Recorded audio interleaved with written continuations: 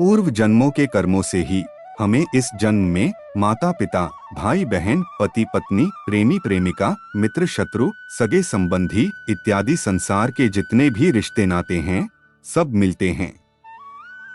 क्योंकि इन सबको हमें या तो कुछ देना होता है या इनसे कुछ लेना होता है। वैसे ही संतान के रूप में हमारा कोई पूर्वजन्म का संबंधी ही आकर जन्म लेता है, जिसे शास्त्रों में 4 प्रकार से बताया गया है। ऋणानुबंध, पूर्व जन्म का कोई ऐसा जीव जिससे आपने ऋण लिया हो या उसका किसी भी प्रकार से धन नष्ट किया हो, वह आपके घर में संतान बनकर जन्म लेगा और आपका धन बीमारी में या व्यर्थ के कार्यों में तब तक नष्ट करेगा जब तक उसका हिसाब पूरा ना हो जाए। शत्रुपुत्र, पूर्व जन्म का कोई दुश्मन आपसे बदला लेने के लिए आपके घर में संतान बनकर आएगा और बड़ा होने पर माता पिता से मारपीट, झगड़ा या उन्हें सारी जिंदगी किसी भी प्रकार से सताता ही रहेगा। हमेशा कड़वा बोलकर उनकी बेइज्जती करेगा व उन्हें दुखी रखकर खुश होगा। उदासीन पुत्र, इस प्रकार की संतान ना तो माता पिता की सेवा करती है और ना ही कोई सुख देती है, बस उनको उनके हाल पर मरने के लिए छोड़ देती है। विवाह होने पर यह माता पिता से अलग हो जाते हैं।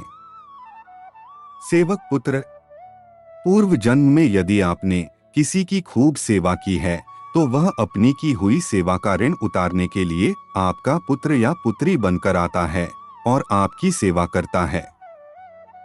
जो बोया है वही तो काटोगे।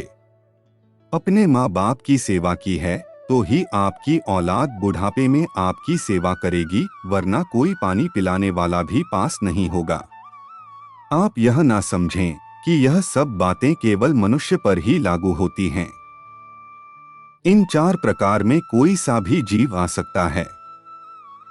जैसे आपने किसी गाय की निस्वार्थ भाव से सेवा की है तो वह भी पुत्र या पुत्री बनकर आ सकती है। यदि आपने गाय को स्वार्थवश पालकर उसको दूध देना बंद करने के पश्चात घर से निकाल दिया तो वह ऋणानुबंध पुत्र या पुत्री बनकर जन्म लेगी। यदि आपने किसी निरपराध जीव को सताया है तो वह आपके जीवन में शत्रु बनकर आएगा और आपसे बदला लेगा।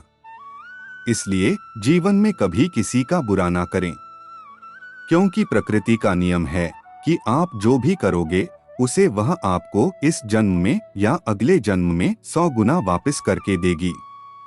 यदि आपने किसी को 1 रुपया दिया है तो समझो आपके खाते में 100 रुपए जमा हो गए हैं। यदि आपने किसी का 1 रुपया छीना है तो समझो आपकी जमा राशि से 100 रुपए निकल गए। जरा सोचिए, आप कौन सा धन साथ लेकर आए थे और कितना साथ लेकर जाओगे। जो चले गए वो कितना सोना चांदी साथ ले गए। मरने पर जो सोना चांदी धन दौलत बैंक में पड़ा रह गया, समझो वो व्यर्थ ही कमाया।